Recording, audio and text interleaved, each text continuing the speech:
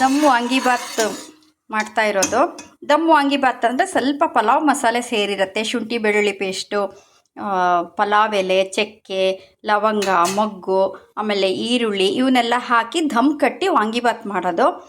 So ಇವಾಗ ಶೇಂಗಾ ಎಣ್ಣೆ, ಶುದ್ಧ ಶೇಂಗಾ ಎಣ್ಣೆ, ಅದು ತುಂಬ ರುಚಿ ಕೊಡುತ್ತೆ. ಪಲಾವ್ ಎಲೆ, ಚಕ್ಕೆ, ಲವಂಗ ಎರಡು, ಒಂದು ಮೊಗ್ಗು ಹಾಕಿದೆ. ಅಲ್ಲೊಂಚೂರು ಸಾಸಿವೆ ಹಾಕಿದೆ. ಇದು ಕಡಲೆಬೇಳೆ ಉದ್ದಿನಬೇಳೆ ಬೇಡ, ಬೆಂದ ಮೇಲೆ ಅದು ಮೆತ್ತಗಾಗತ್ತೆ.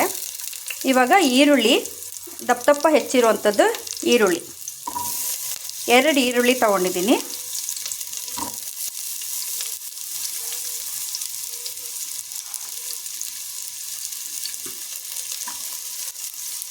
ಆಮೇಲೆ ಶುಂಠಿ ಬೆಳ್ಳುಳ್ಳಿ ಪೇಸ್ಟು ಒಂದು ಅರ್ಧ ಚಮಚ, ನಿಮಗೆ ಪರಿಮಳ ಬರೋಷ್ಟು ಹಾಕಿದರೆ ಸಾಕು. ಇವಾಗ ಫ್ರೈ ಮಾಡ್ಕೊಳ್ಳೋಣ.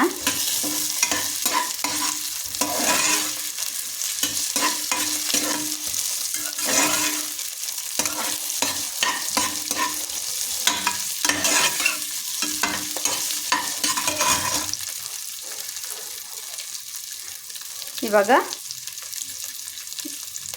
ಕ್ಯಾಪ್ಸಿಕಮ್ಮು 1 ಸ್ವಲ್ಪ ದೊಡ್ಡದಾಗಿ ಹೆಚ್ಚಿರೋದು, ಟೊಮೊಟೊ 1 ದೊಡ್ಡದಾಗಿ ಹೆಚ್ಚಿರೋದು.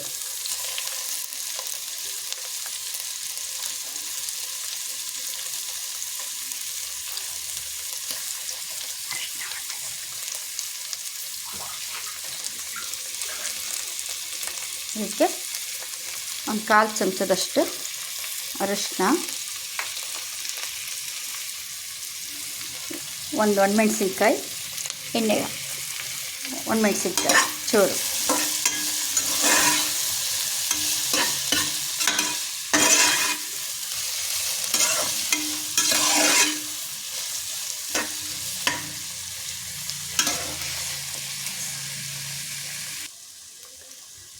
ಈ ಸ್ವಲ್ಪ ಬಾಡಿದರೆ ಸಾಕಾಗತ್ತೆ. ಇವಾಗ ಬದನೆಕಾಯಿ ಹಾಕ್ಬೇಕಾದ್ರೆ ಹುಷಾರಾಗಿ ಹಾಕಬೇಕು, ಸಿಡಿಯುತ್ತೆ. ಮೈಸೂರು ಬದನೆಕಾಯಿನ ರುಚಿ ಕೊಡೋದು. ಇದೊಂದು 1/4 kg ಅಷ್ಟಿದೆ. 1 ಪಾವ್ ಅಕ್ಕಿಗೆ 1/4 kg ಮೈಸೂರು ಬದನೆಕಾಯಿ.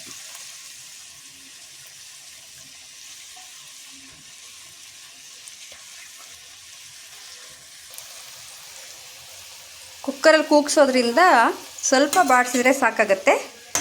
ಇವಾಗ ನಾನು ಮೊದಲೇ ಬೇಯಿಸಿಟ್ಕೊಂಡಿದ್ದೀನಿ ಅವರೆಕಾಳು, ಯಾಕೆಂದರೆ ಅವರೆಕಾಳು ಮೆತ್ತಗೆ ಆಗೋದಿಲ್ಲ, ಅದ್ರ ಜೊತೆಗೆ ಬೇಯಿಸ್ಬೋದು. ಒಂದು 2 ನಿಮಿಷ ಕೂಗಿಸ್ಕೊಂಡು ಹಾಕ್ತಾಯಿದ್ದೀನಿ. ಚಮಚ ವಾಂಗಿಬಾತ್ ಪುಡಿ, 1 ಚಮಚದಷ್ಟು.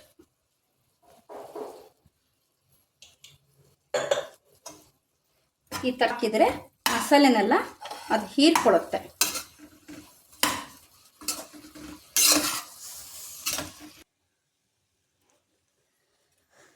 ಈಗ 1 ಪಾವು ಜೀರಾ ಅಕ್ಕಿ, ಅಂದರೆ ಪರಿಮಳ ಸಣ್ಣಕ್ಕಿ,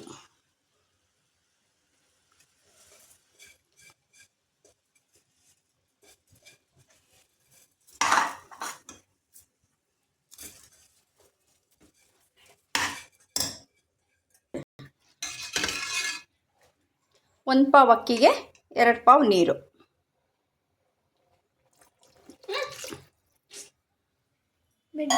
ಕುದಿಯುತ್ತೆ, ಅದು ಕುದ್ದಾಗ ಸರಿಯಾಗುತ್ತೆ.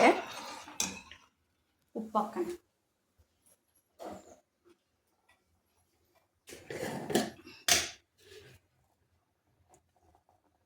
ಒಂದು ಪಾವಿಗೆ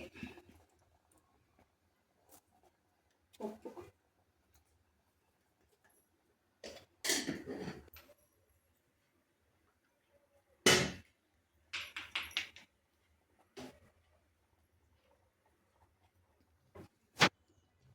ಹುಣಸೆ ರಸ,